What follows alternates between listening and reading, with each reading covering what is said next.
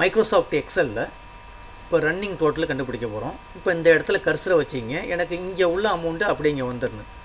அடுத்த செல்லுலாம் எப்படி வரணும்னா இந்த அமௌண்ட்டையும் டோட்டல் பண்ணி இந்த இடத்துல வரணும். அதே மாதிரி இந்த இதை கிளிக் பண்ணி இந்த அமௌண்ட்டையும் டோட்டல் பண்ணி இந்த இடத்துல வரணும். இந்த மாதிரிலாம் நம்ம செய்யணும். அப்போ இந்த இடத்துல கர்சரை வச்சிங்க, இந்த இடத்துல கர்சரை வச்சிக்க வேண்டியது ஈக்குவல் டு கொடுத்துங்க. ஈக்குவல் டு கொடுத்துட்டு எப்படி சம் பண்ணுவீங்க, சம்முன்னு சொல்லி கொடுத்துருங்க. சம்மு கொடுத்துட்டு ஓப்பன் ப்ராக்கெட்குள்ளே இந்த செல்லை கிளிக் பண்ணிங்க.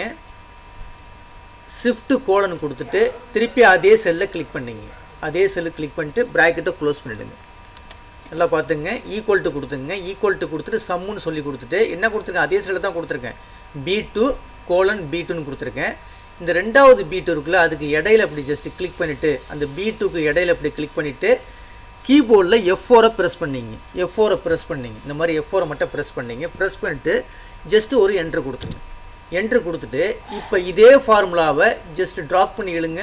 ஆட்டோமேட்டிக்காக உங்களுக்கு எல்லாத்துக்குமே ரன்னிங் டோட்டல் வந்துடும்.